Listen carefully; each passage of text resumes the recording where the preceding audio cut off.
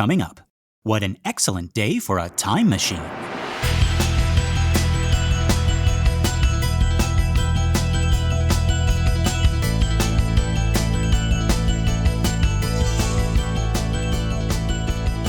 Well, howdy folks, and welcome to Minute 83 of the Exorcist Minute, a show where we endeavor to examine, extrapolate, and excavate The Exorcist, minute by terrifying minute. My name is Lester Ryan Clark. And I'm Keenan Diaz. And we'll be your holy guides on this journey through what some have called the scariest movie of all time. Okay, so our minute begins with Chris saying, "How do they get an exorcism?" And it ends with Damien saying, "That takes time." I love how sometimes the line ending the minute seems like a response to the one beginning the minute, right? Even though they have like a whole 60 seconds in between. Yeah, it's just an illusion, I suppose, of this this way that we've broken things up, an artifact, but it's really nice when that happens. Yeah. It's like one of those like Mad Magazine fold-ins or something like that. Right. It's always what me worry. Why? What? Why you worry, Dimmy?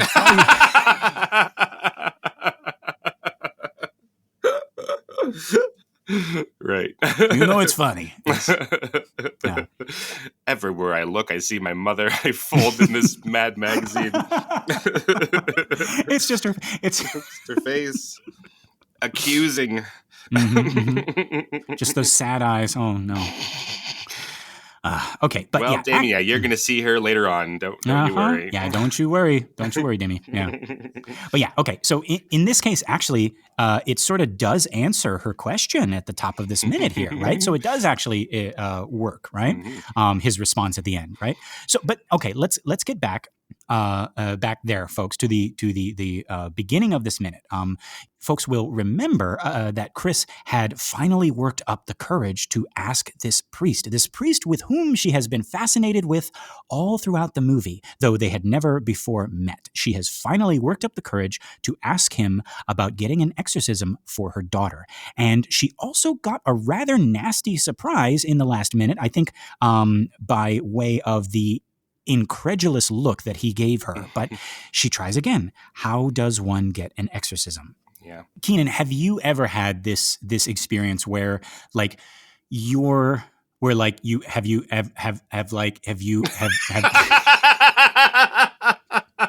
Stop it. We can't do that every episode. What I was trying to say was, have you ever been in this experience where you're trying to convince someone of something? You're trying to get them to understand you or get them on your side. And before you even finish, you can see it in their eyes, in like the way they look at you, in the way that they're standing or whatever, that you have already lost the battle, and just how awful that feels. Yes, exactly. It's horrible. It's pretty terrible when it's like asking someone on a date and you're like, oh God, I've said enough that I can't pretend to her that I've said something else now. But I already know the answer is no, and you still have to continue the conversation, right? You can't go back and just say, well, let's say that I didn't say that. You have to finish your thought. Yeah, and then they say they're busy that day, and you're like, yeah, sure, yeah, right, yeah, of course you're busy, of course. I just anyway, I'm busy right now too. I gotta go. Right. Yeah, I got to go to rehearsal for this play that line of dialogue came from. That was all a charade. Thank you so much for helping me run lines. Yes, I'm not even attracted to you. I just Actually, yeah, and then you overcorrect and you're just like, your hair is actually, it's like, oh God, right? And then you just run away. You throw up first, and then you run away. You throw up in your hand. Oh, do you want some of it? No.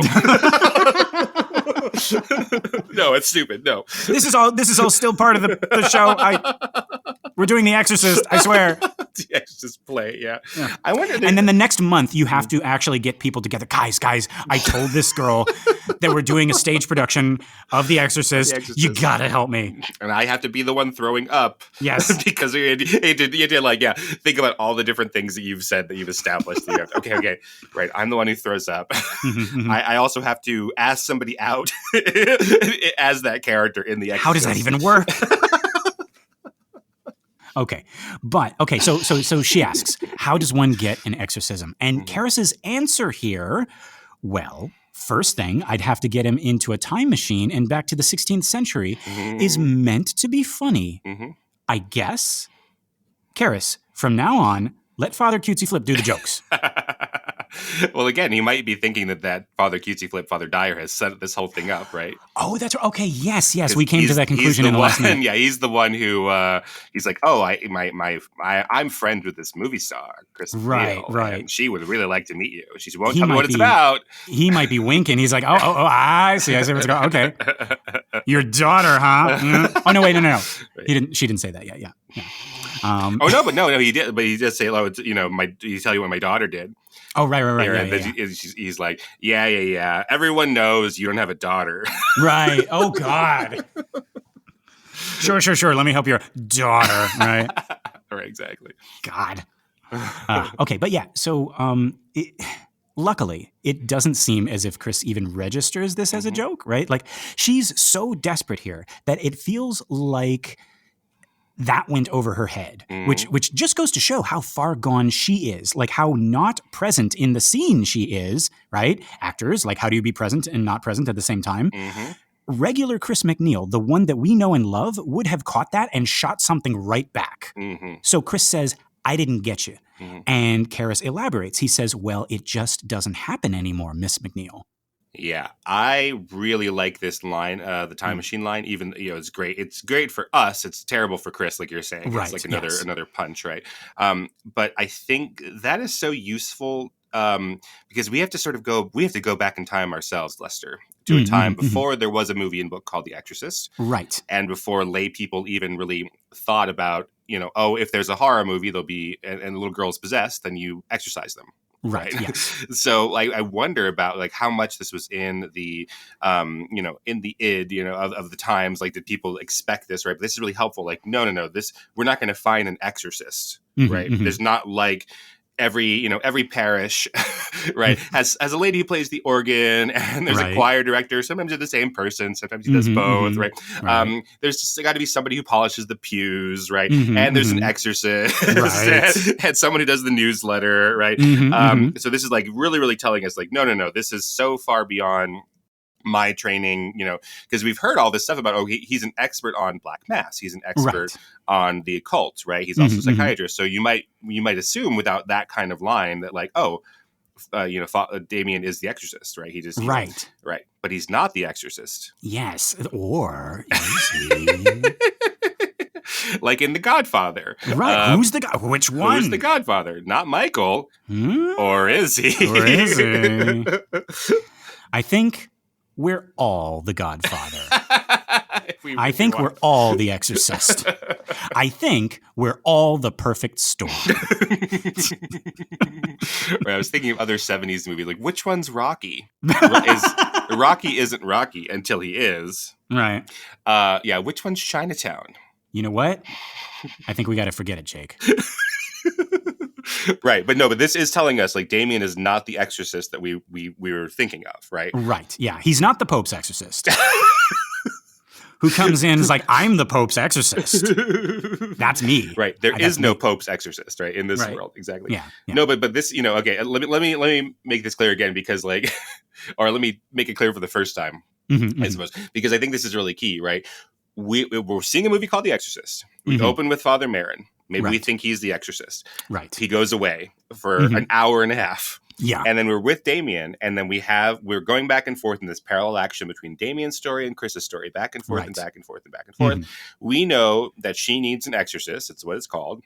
We probably assume it is Damien, right? And then here Damien's telling us like, no, I'm not an exorcist. There is no exorcist. Right. So then later on, Merrin will show up. He will be the exorcist, and then he will die. Spoilers. And then Karis has to become the exorcist, right? Right. Yes. So we really, really need that clear here, that it's not like he's not even saying like, I could go and do the research and do it and become the exorcist. We're being told absolutely not. It's impossible for him to be the exorcist because the function of characters is to do things that are uncharacteristic of themselves. Right. Yes. Right. Right. The Return of the Jedi. Actually, okay, no, that you raise a very, very good point, Keenan. Oh, good. It'd be like if she was like, if someone was, heretical, how would we go about getting an inquisition? Mm-hmm. It's like, well, we don't do that anymore. We don't do that, like, right? Mm-hmm. It's as ridiculous as like having an inquisition, right? Right. If we only have enough for 30 servings of bread, how do we get enough to feed the multitudes? Right, exactly. No, that's the old days. Yeah. Company policy. We don't do that anymore. Father Karras, my yacht is out of gas, and it's all the way in the middle of this, of the Sea of Galilee. Of the Sea of Galilee.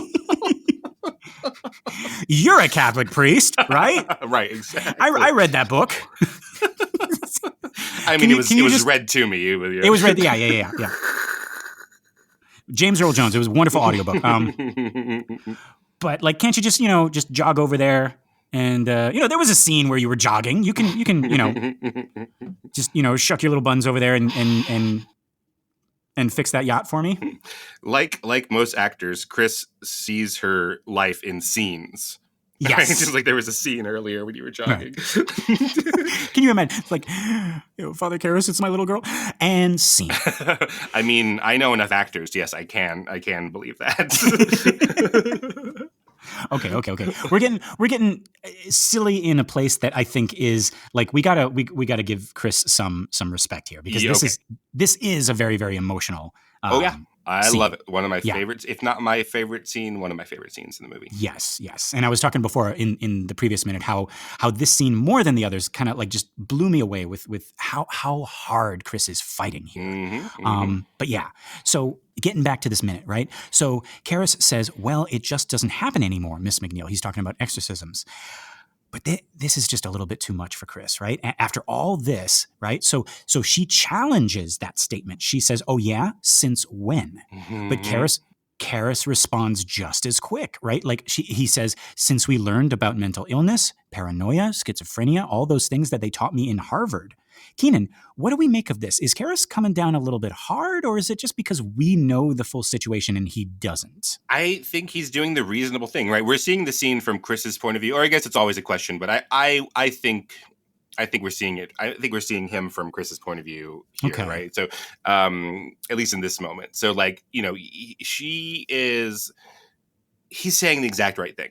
Okay. Right? Because like if I came up to you and said, I had this problem, or I was like, have you, like at the Apple store, have you tried turning it off and on again, right? Like like before I let this crazy rich celebrity woman from sunny California, right? Sunny California, no less. Right, come over here and talk me into getting an exorcist involved here, right? Like mental illness is where we should be starting, right? Yes.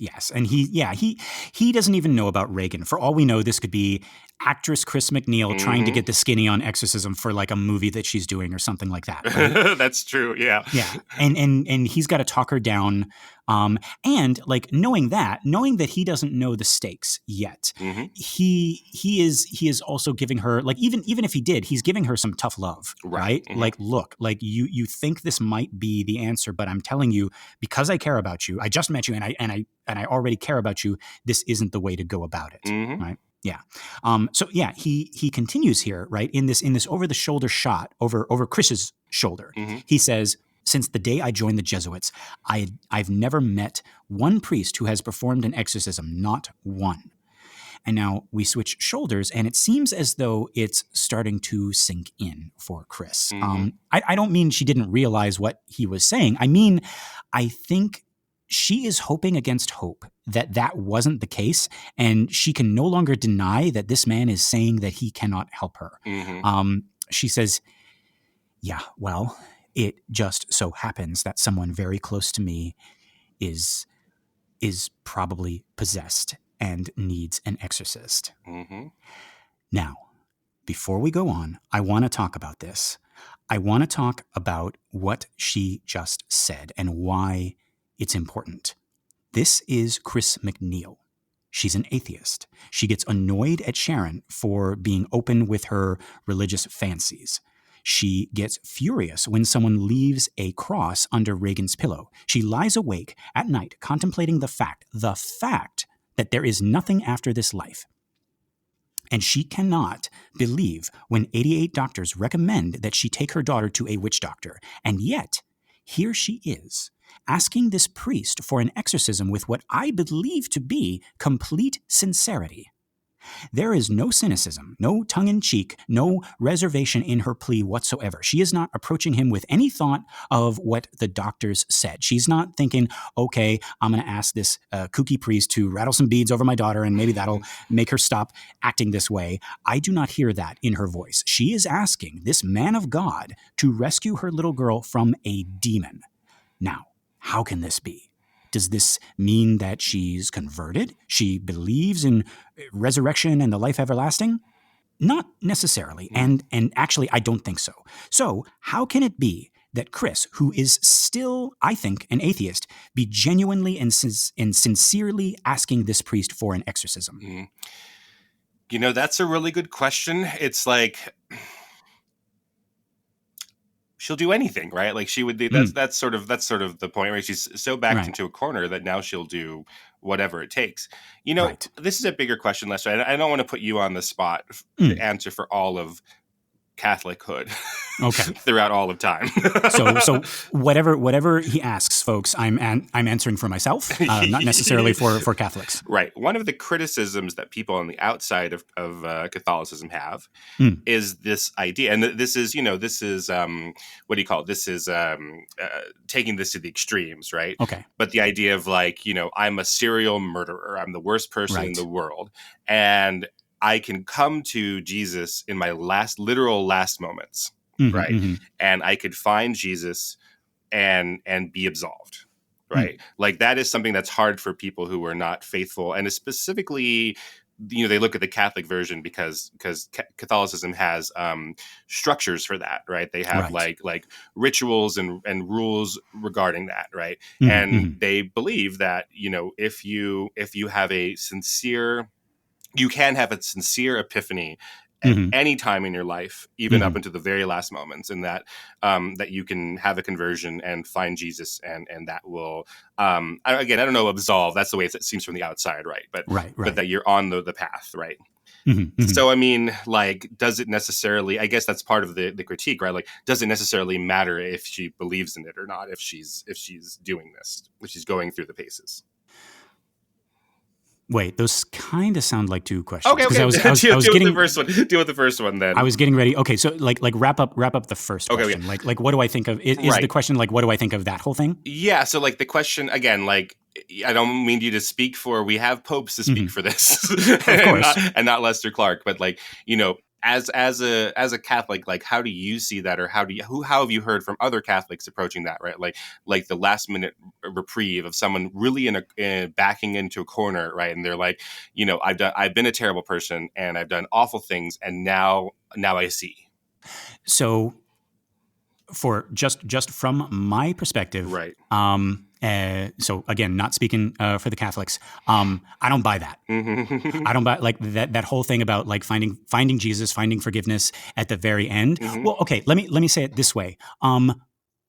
It's great that you have found, that you could be completely and sincerely sorry for what you did, and you have found your peace in Jesus. That says nothing about Jesus. That says nothing about God. That says nothing about, and also like you were saying, it's like, like we have popes and we have priests to say, I personally don't think they have any say in that either. They are people. We are people, great. You're sorry. You still got to deal with whatever comes to you at the other side. I cannot say, that some, like one of these like school shooters or whatever, at the very, very last minute, like they're going to the electric chair or the lethal injection or something like that. And they say, well, I've converted to Christianity. I've found Jesus and everything like that. Like try telling that to, the victims of one of those monsters, right? Like if I had my say, I'd say, no, you're not forgiven. But again, that's why you're not running for Jesus, Yeah, right. I'm not running for Jesus. Vote Lester for. Yeah, no, no.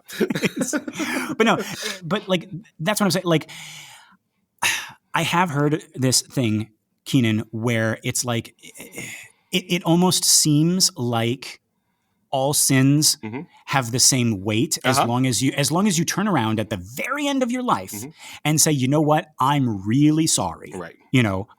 Please forgive me. Forgive my sins. I'm really, really sorry. And that could be like, I stole a stick of gum off my classmate versus like I killed a bunch of people. I killed a bunch of like children or something like that. And God's going to be like, well, you know what, you got in at the under the line, and I gotta, fair is fair and square, right? Like that whole thing. I don't buy that. Yeah, you're skeptical of that, I suppose. No, I'm skeptical. No, even more. I hope that that's not the case. Okay, all right. I hope that there is some kind of reckoning that has to be done at the end, and maybe, maybe you can like this is getting into like some really, like life questions here, right? Like can somebody who did that thing, let's keep on, because we have just so many school shootings here, right? Not to get like dark on on the Exorcist Minute, folks, but one of those people, can a person who is as broken as that turn around and be not a monster? I don't even think like before God can forgive them, they would have to be able to forgive themselves, and I don't think they can. Right, but can God lift a stone that's so heavy not even he could lift it? I mean, so like, if anybody can do it. Right, yeah. All that, well, that's, to bring that all back, right? All that to say, whatever the church says about like, oh, God will forgive you, God will, how do you know? How do you know? You don't have lunch with God, Mr. Pope. Mr. Pope is my vote. No. I can't forgive this man because he's my son. Well, no, actually that. Oh, I can. Yeah. That totally works. But no, what I'm saying is there are things that even the highest of the higher ups within a church, which is a man-made thing, do not have an answer to. Right? And that is one of those things. That is one of the things that I sort of get annoyed about any religion, not just my own, but like also my own, I'm more familiar with my own, like these priests saying, "Oh, you're forgiven." How do you know? You don't know, right? Like you didn't even. There was not even a please hold, and then it's yeah. God says you're forgiven. No, there's that is between you and God. And my sins, of which I have many, that's, if a priest came to me and said, "You're forgiven of all your sins," I'm going to say, "That's nice that you say that, Father, but I'm going to wait until I talk to the big man himself, and he's going to tell me, what my community service duty is going to be, my time in purgatory or whatever, right? Right. How many Hail Marys to say? Exactly, right? Or just how, whatever. I don't know what the reckoning is, because I personally don't believe in, like hell as a place, right? Or purgatory or whatever. But I would hope that there is some kind of having to walk back through all of that, right? Because otherwise, like, and even for me, right? Like even if it's there's a Neil Gaiman story where like the guy goes to hell and it's basically the devil is there, and the devil just makes him sit down and watch like a projection, like a in a movie theater, of all the sins that he committed, and just like feeling all of them, like I don't even like watching playback of happy times of myself, like a birthday party or something, and me trying to like awkwardly smile while everyone's singing happy birthday to me. Like, where do you put your hands? Yeah. Let alone all my sins, Neil Gaiman. Oh, Jesus. Yeah, right. And everything, like from the littlest one to the biggest one, like that time that you didn't, say "I love you" back to your mom, right? And you just have to watch that. And you, like your whole life, right? Like that would be like, I'd be like, well, yeah, like at least that's something, right? Like if there is a devil and there is a hell, I'd be like, yeah, okay, And then for the people who committed those, like, those more atrocious sins, they gotta watch that. And I would hope that there's some way that they can, like, I don't know if you can like take a little USB out. It's like, this is all the pain that, the person who lost their kid feels, and I'm going to inject it into like the back of your neck, and you're going to feel it as if it happened to you. Right. Like that, I'd be like, okay, good. Like let's do that. But for somebody on the other side, on the side of the living, to say what's going to happen, what's not going to happen, based on how many Hail Marys you said, or Mhm. or if you're really, really sorry, right? Again, it's the I'm really, really sorry. Are you sorry because you got caught? Mhm. Or are you like actually sorry? And then even if you're actually sorry, like actually, if you were sincerely sorry for the thing you did, Mhm. then you would accept the punishment that's coming to you. Some people do, I think. Yeah. I mean, that does happen when some people are being executed, and they, No. I'm not even talking about execution. I'm Oh. talking about like whatever comes after, right? Yeah. Because even those people who are like they know they're going to die Mhm. and they're like I accept Jesus. That's like Mhm. I sometimes it's like that's them trying to get into heaven. That's the criticism, right? That's exactly, yeah. And I completely understand that cynicism about it. Right. But what if you show up on the other side and God's like, hey, great. We did a lot of legwork there. You actually really are sorry. Mhm. So you're going to be totally fine Mhm. with this punishment that I'm going to give you. Mhm. Otherwise, you're not really sorry, are you? Well, geez, I think it's very interesting that I'm coming on the other side of it a little bit more than you, and believing these people a little bit more, and quoting scripture back. I mean, because Jesus said that like we go and leave the flock for the one who has gone away, and we bring back the prodigal son who has sinned and rejected us, and we do all of those things for them, and take them at their word that they have unprodigaled themselves. Yeah. So, again, I don't have any faith, so this is just an intellectual exercise for me, a philosophical exercise. So it's a nice little thought experiment. It's a nice little thought experiment, right? Well, again, I don't have any skin in the game, right? Yeah. And to sum it all up again, folks, it's a good thing I'm not running for Jesus, right? Because if you were standing before me, I'd be like, nope. There's, get in line. There's the, yeah, it's like the DMV. You're in the back of the line. You got the wrong forms. Start busting up some rocks because you're going to be here for a while. Yeah, that's really interesting. So Neil Gaiman's version of the afterlife is a movie theater, which is really interesting. Yours has a USB attached to it. Yeah, it's a movie theater that's like 3D with smell-o-vision, and you can feel all the things and all that stuff. Yeah. Very You basically have to relive. Yeah. Now, in that version of the devil, is he a sexy devil like Neil Gaiman usually does? Or he does do a lot of sexy devils, doesn't he? Yeah, sexy devil. Yeah. I can't remember. I think it was in my mind. I just saw like the typical kind of like horns and hooves and that kind of stereotypical devil. If you find that sexy, that's on yourselves. We're not saying anything in the Exorcist Minute.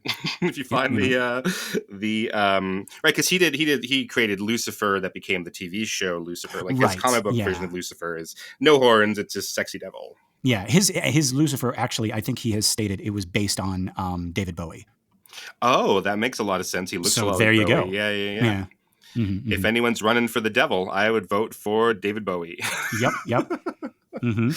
Well, anyways, like you were talking about, and this is why I bring this up ultimately is you're talking about like, some people who repent at the last minute, well, they're trying to get into heaven, you're saying, or they're trying to get forgiveness, in some cases, obviously, because you don't know their hearts either, right? But like exactly. it strikes you as which I completely understand. It strikes you like, as isn't this convenient that you're sorry now? Convenient, right? Like you're trying to petition to get into heaven. You're at the checkout counter. You're at the gates. You're at the what is it? The customs, thing. And now you're sorry, right? Exactly. So a little bit with Chris here, right? That's why I'm thinking about any of that is because does it matter if Chris is converted or not? Or she's probably not even thinking in those terms. Like, right. Like if she believes in an exorcism because that'll help her daughter. I don't know if she's yet approaching that. Like the full ramifications of that mean that she believes in the devil or she believes in God.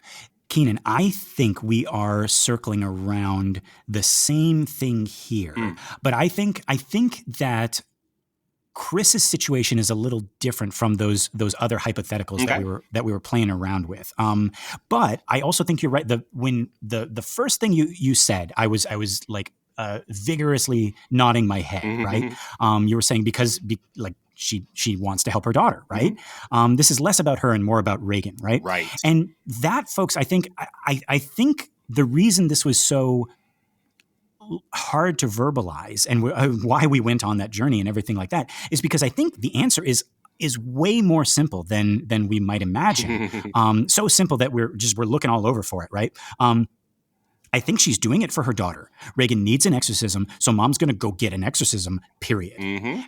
And again, like she's willing to go all in. She's willing to literally suspend her disbelief, right? We hear that trope, suspend your disbelief. She's literally willing to, and maybe this is where you and I diverge. What's that? Mm-hmm. Like, yeah, it is.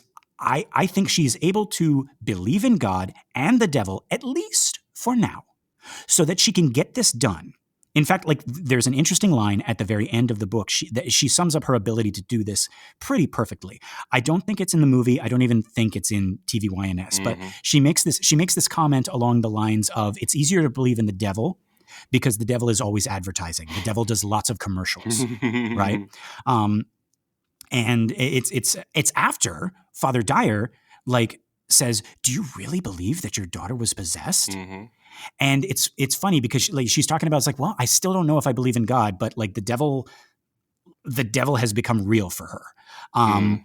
And that is, and and then he continues on that track. He's like, well, how do you account if you're looking at all the bad, how can you account for all the good, right? And we'll get into more of that conversation once we get to the end of the movie. But That's really interesting. yeah, and I think this is I think the answer to this is that logic has been canceled for now, Right. and this like in a way that, again, I can't stress this enough. She's not asking this priest to do a fake exorcism. Mm-hmm. She is really asking him to call on the power of God to get rid of a real demon, Right. even though she is an atheist. And that is a fascinating, like, logical bend over backwards backflip that she is doing. But Right. it's okay because it's for her daughter. Like, love is transcending logic right now. Where she's not even computing the logic. She's not even doing the if-then statement. She's just jumping right to that, right? Precisely, right? Talking of the devil, so Karis in the script, I think they've cut a line out. I think they actually filmed a line and they've cut it out because we have this 2-shot that we've been talking about that's this, close-up size, but it's profiled of them and it's gray and, and they're in profile and they're talking to each other. And then we cut so that Karis says, since the day I joined the Jesuits, I've never met a priest who's ever in his life performed an exorcism, not one. Yeah. In the script, however, Chris says, "You kidding?" And Kara says, "Many educated Catholics, Miss McNeil, don't believe in the devil anymore. And as far as possession is concerned, since the day I joined the Jesuits, I've never met a priest." So it's edited well in the movie, but I think that it's pretty conspicuous. So I think that they went all the way to the trouble of filming that line and having him say that line, and now we've cut that out. That wait a minute. Many educated Catholics don't believe in the devil anymore. I was waiting for him to say that later. You mean he doesn't say it at all in this movie? I don't know. He doesn't say it here in this scene. That was like one of the things that I always remember. Oh my God. See, that's the thing. Like I've read the book more than I've seen the movie. I'm having a Mandela effect here. I thought he said that in the movie too. Oh, maybe they moved it. I don't know. Oh my God. Well, if he didn't, this would be the place where it should be, and he doesn't say it. Right. But no, okay, well that's a really good point, right? Going back to everything, like talking about when my priest tells me that there's no hell, right? It's a state of mind and all of this stuff, right? Right. Like, yeah, that is, again, folks. You're back in the 1970s. You're watching this movie, and like you're. Yeah, actually, okay. That is something I want to bring up a little bit later because I'm going to talk about Father Dyer in just a second here and his relationship to all of this and a hypothetical scenario. So let's everybody out there just hold that thought. Just hang on, right? Because we're going to get to that. But yeah, so yes, this looks like. Sorry, I did this quick, very quick scatterbrain Google research, and yes, that looks like that line is not in the movie, just in the book. Wow. So again, I think that they filmed it. And so somewhere they decided in the edit to delete that. So I don't know, is that like, maybe this is crossing a line. Maybe this audience isn't ready for it, but their kids are going to love it, right? Something. And so they did film it. I would bet money that they filmed it based on how this edit works. Actually, I didn't even think about that. So Keenan, you're saying that this line was cut not for like time or any kind of like movie aesthetic thing. This is just like, no, you can't say that. You can't say that Catholics don't believe in the devil. It's a really good line, right? So like, I mean, that's not just like shoe leather of like, let's go over here. No, can we step over to this bench or something like that? Right. I mean, that's a really interesting point of view, and they cut it. Yeah. So again, I don't know why they cut. I haven't seen that anywhere. Why they cut it, but I'm just guessing. Yeah, they're like, oh, that's too real. Interesting. So now, I mean, because we keep on saying that this is the movie that like spiked church attendance and people started thinking about exorcism. They started thinking about possession and everything like that. Was it, and I was saying before, right, that exorcism was on its way out, maybe as a, like, in the same way that, Inquisition, thankfully, is on its way out. It was done. It was like, nobody was talking about it. No one is expecting it anymore. No one is expecting it, right? Yeah. But not just exorcism, but like just the idea of the devil. I wonder, like, because then we get the satanic panic. So how much did this movie pull the devil out of obscurity? Maybe that's a little bit too. It's the devil. Too much to say. The devil doing a lot of commercials. This is a commercial for the devil. This it? As much as like Pauline Kael said, this is a commercial for the Catholic Church. It's basically propaganda. Right. It puts the idea. And then I'm not sure. So this is about Catholics. I did see, while I was Googling very quickly this line, I saw very briefly this article that said 8 out of 10 Catholics say they don't believe in the devil or they don't believe in hell. So, I don't know. The satanic panic, as far as I remember, was more on the evangelical side, right? Okay, yeah, like Protestant and like born again people. So maybe they picked up the devil, and I don't have the polling in front of me to check that, but that might be what happened. Yeah. So the devil has kind of like moved on to like another home, another platform or something like that. Interesting. The more charismatic, charismatic. I mean charismatic in the way they talk about like preaching in churches of like the kind of preacher-led interactions that are very personal and about like you're going to go home and you're going to see the devil, and that's a little bit different from how the Catholic Church works, nowadays. Interesting. Oh man. Okay. Everybody hold that thought about the church and the devil and priests and laymen's belief in the devil. Just hold that for just a second. Let's get back to this minute because I want to talk about Ellen Burstyn's performance and Chris's character's moment here, and then we're going to jump to that. So Chris has just admitted to Damien, and perhaps also to herself, that her daughter is possessed and needs an exorcist. We cut again back over Karis's shoulder, and now she says, "Father Karras, it's my little girl." And here is where her voice breaks. Here is where the weight of the stress and the emotion that's been building up since this thing began comes flooding out. You really feel for Chris here. She is finally letting it all out. Everything that she and Regan have been going through.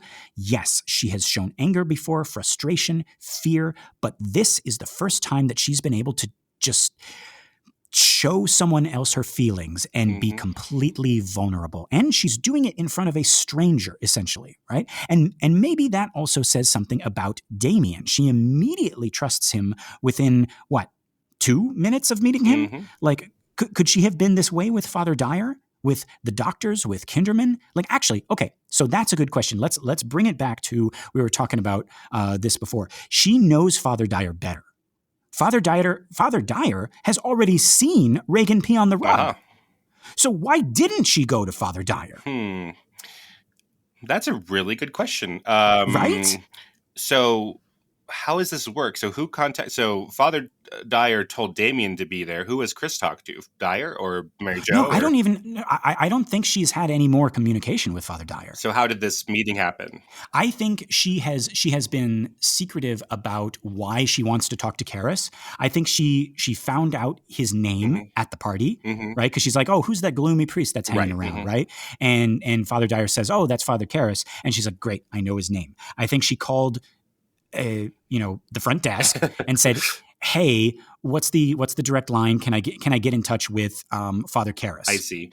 Well, my answer to that question of why she doesn't go to Father Dyer and why she goes to Karras is sort of, I've been thinking about that a lot in like, why is she so fascinated by Karras, right? There's this line in... and I have like all of my notes like oh, good. answering to this. But yeah, there's this line from David Hare, the playwright. He has this movie called Weatherby that we work on in the film department. Like we use it for acting scenes, like samples.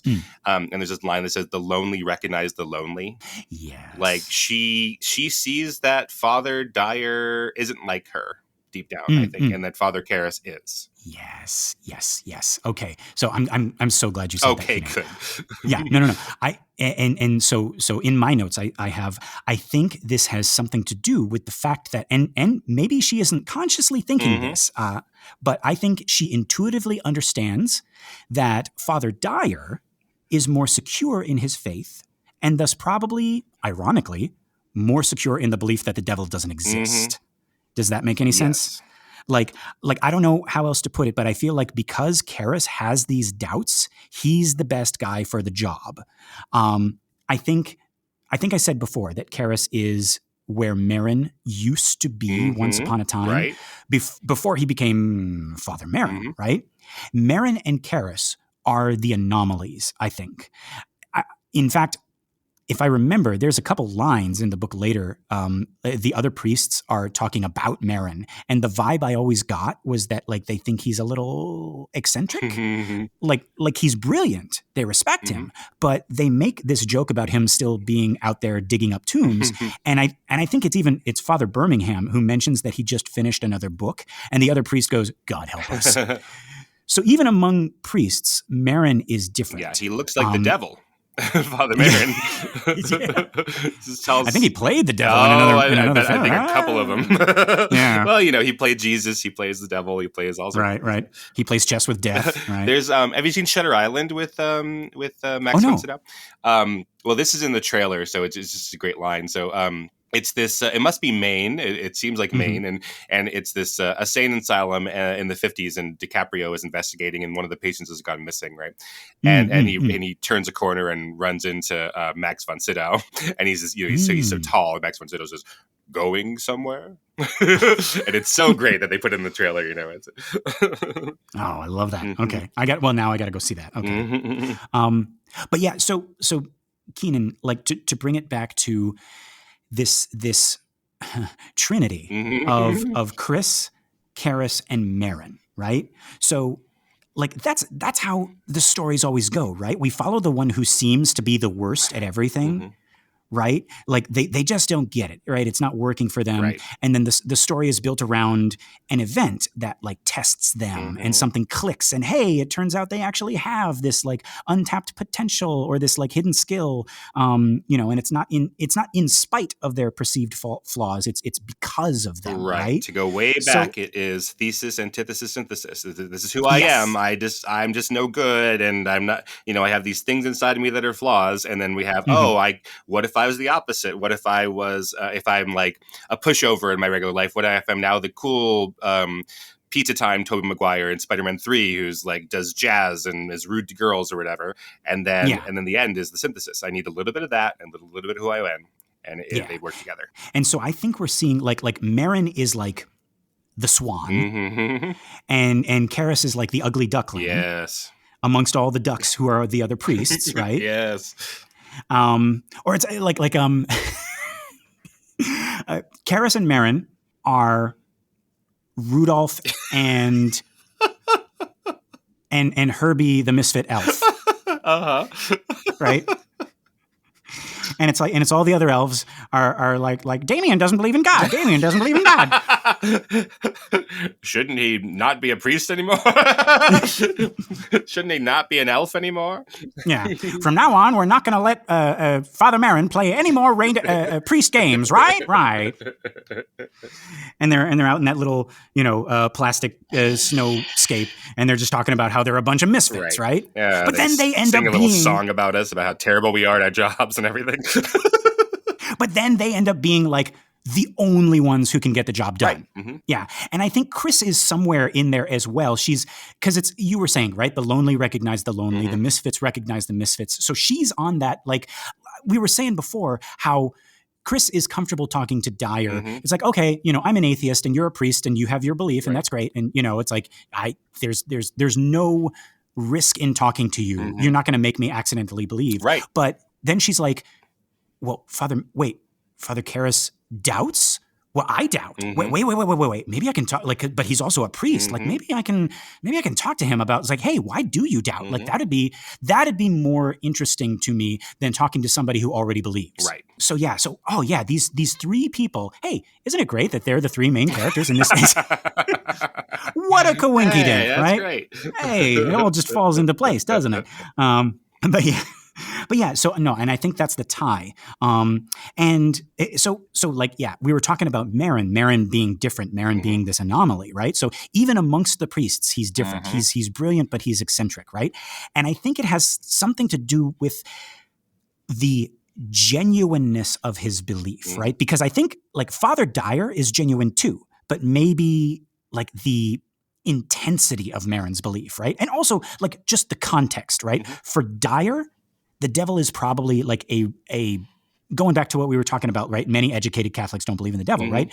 I bet, and I have no smoking gun of this, Mhm. to use your term, I bet for Dyer, the devil is probably like a religio-philosophical curiosity, Mhm. right? Something that's like academic that he and the other priests are like trying to come to terms with in today's modern world, Mhm. right? Well, I mean, Dyer is the kind of guy at a party who says, like, "What is your view of heaven?" Right, Right. exactly. So, like, he loves sitting around asking these questions, right? And like talking about, like, what do you all think? This is fun for me to think about. So, what he probably Right. is asked the same thing. What's the nature of the devil? Mm-hmm. The nature of evil, the nature of devil. Right. Why do bad things happen to good people? All that Right. stuff, right? While having a martini and having a great time. Exactly, right? So for Dyer, that's what the devil is, right? Mhm. For Marin, the devil is real, Uh-huh. right? And I'm not talking like that's his personal truth. What I mean is like he sees more than the other priests, Mhm. right? Like he understands that objectively the devil is real. Right. Why? Because he met him, or Right.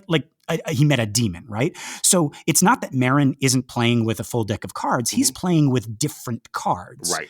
Cards that the other priests don't have, right? And the same with Karras. I think he has some of those like special cards, but it's incomplete. So and it doesn't match up with the rest of his cards that he got like in his priest training, right? So he's kind of lost and he doesn't know what game he's playing, right? He got dealt all he got dealt like 4 shiny Charizards and no energies.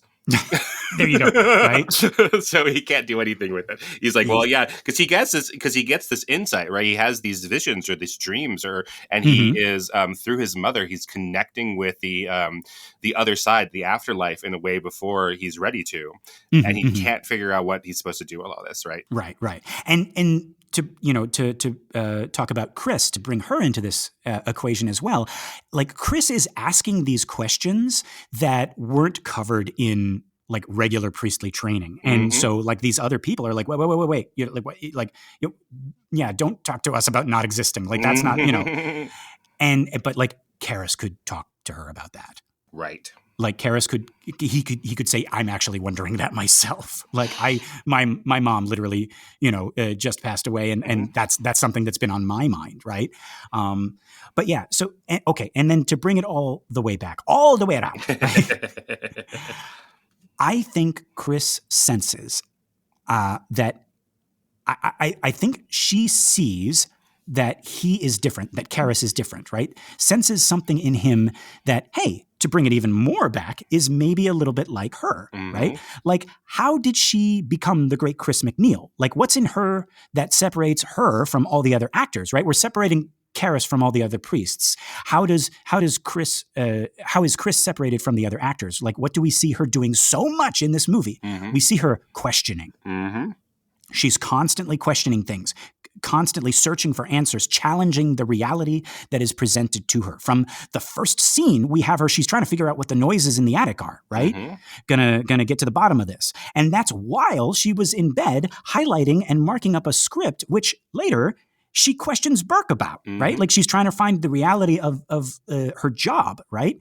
And then it's like, oh, what's this Black Mass? Tell me about Black Mass. Who's this gloomy priest, right? Not to mention her inability to let go of the fact that there's nothing out there, and her fixation with all of these priests and the nearby church and all that stuff, right? Like she is not satisfied with what is presented to her, and she is constantly probing and exploring and questioning. That is an excellent point. And that really helps me see some things, because that's also what she's going through with Dr. Klein, and Right. asking all these questions.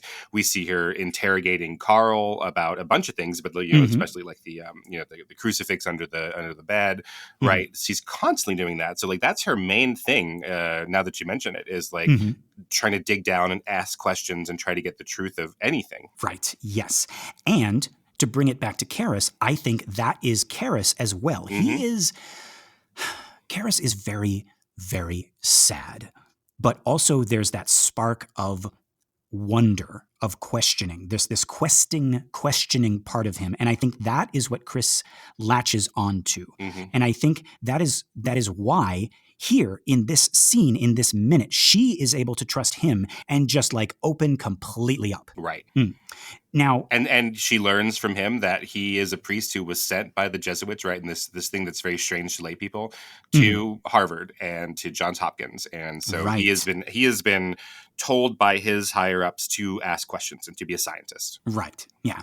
And maybe she's talking about God and about like ideas of heaven to Dyer, on this like like we were talking about, like a thought experiment way.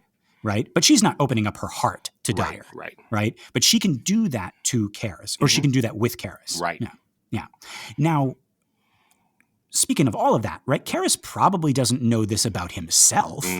Right. As soon as Chris does open up, he looks around and then he takes her by the arm to sort of lead her out of public view.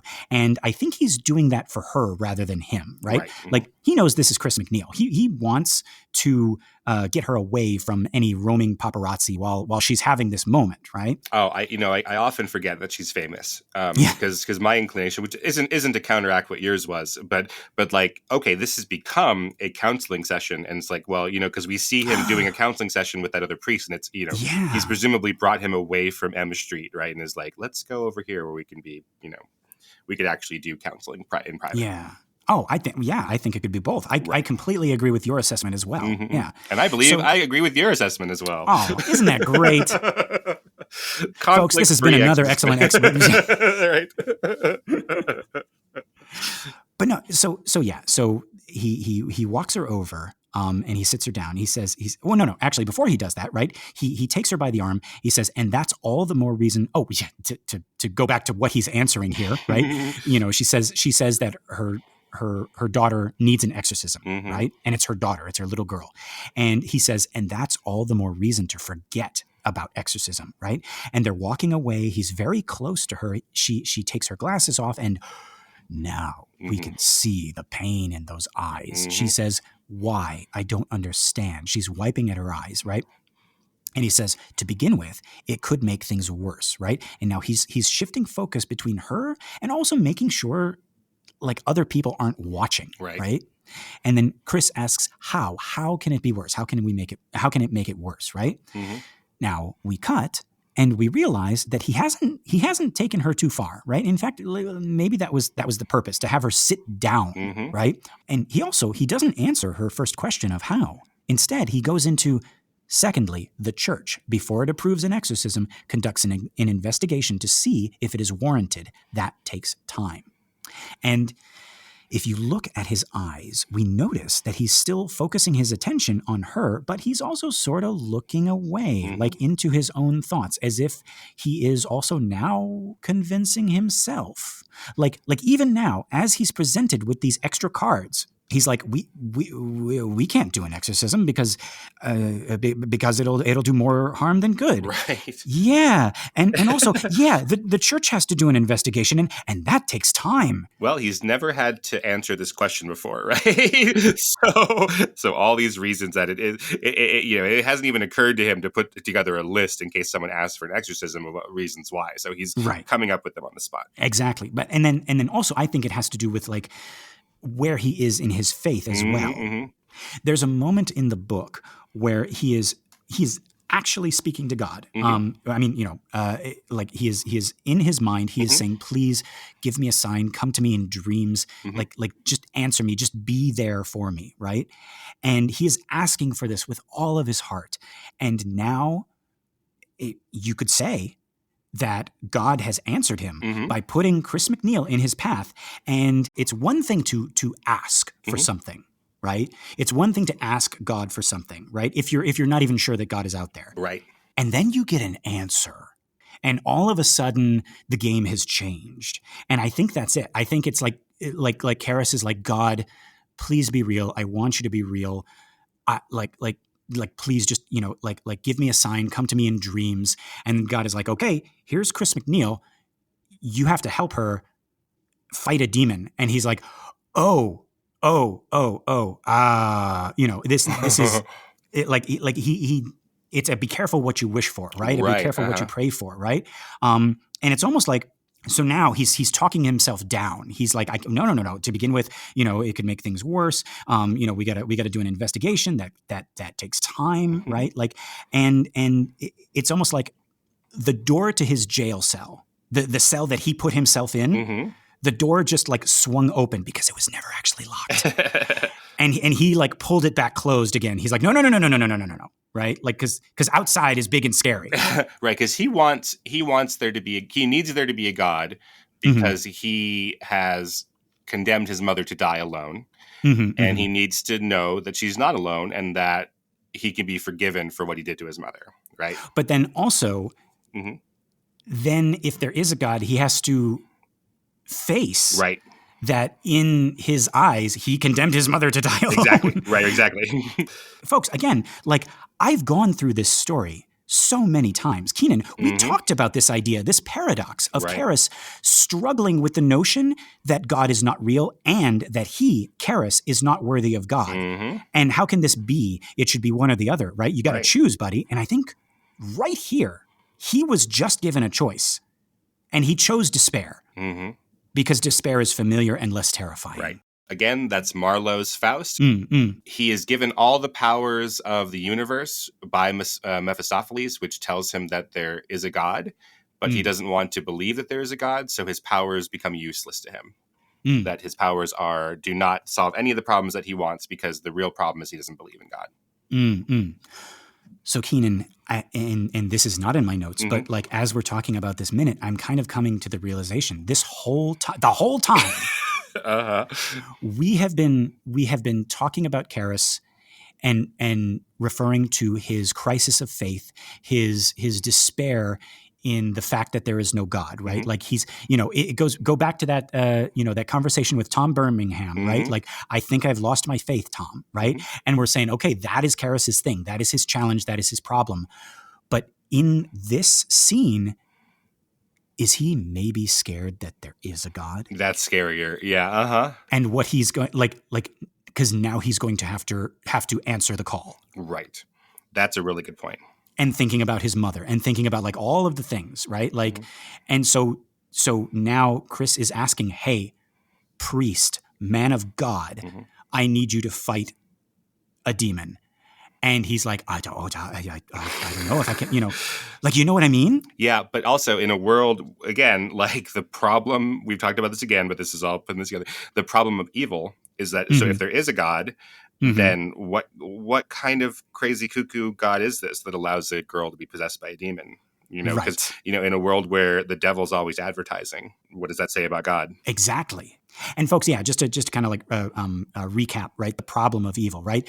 The notion that God is all good, all powerful, and all knowing, right? And for evil to exist, one of those has to go, right? Because if he's all knowing, he would know about the evil. If he's all powerful, he would be able to stop the evil. And if he's all loving, he would want to stop the evil, right? Because he loves us, right? So one of those things, it's like, well, maybe he doesn't know about the evil, or maybe he's not strong enough to fight the evil, or maybe he's not a loving God, right? Like, so one of those things has to go in order for evil to exist. That's the philosophy of the problem of evil, right? Yeah.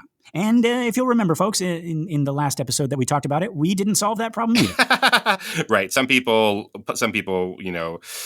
their solution is something along the lines of, well, it is part of his love to make us suffer through the evil because then we recognize what good is, better, etc. And that has been traditionally, pretty hollow for most people. Right, because then how do you account for like the really, really evil stuff, right? Like losing a child or something like that, right? It's like, what is God, what lesson is God trying to teach me with that, right? Yes, exactly. Yeah.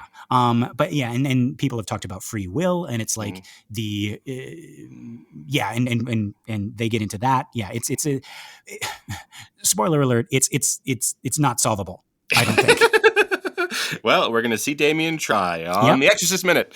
Right here on The Exorcist Minute. Yeah. But to spare you guys getting back into the problem of evil, that is all my notes for this minute. Keenan, is there anything else? No, I think we got it. We got it. We left some questions out there on the board. Our fellow Catholics. Hey, yeah, right in. Folks, this has been another excellent Exorcist Minute. I've been Lester Ryan Clark. You can reach me on all the socials as Lester Ryan Clark. And I've been Keenan Diaz. You can find me on Instagram and Letterboxd as Howdy Keenan. Yep. And we got our listener group on Facebook, Compelling Conversations. Go check that out and request to join. And we'll let you in here with us. And yeah, folks, if you'd like to leave us a message, write to theexorcistminute@gmail.com. We want to hear from you.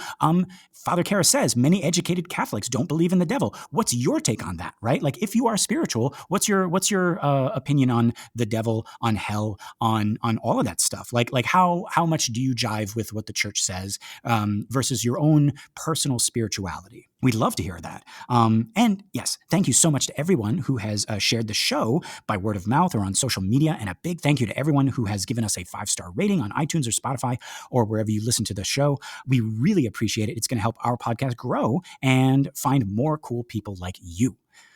All right. Keenan, are you thinking what I'm thinking? I think I am, Lester. Folks, until next time, the power of David Bowie compels you.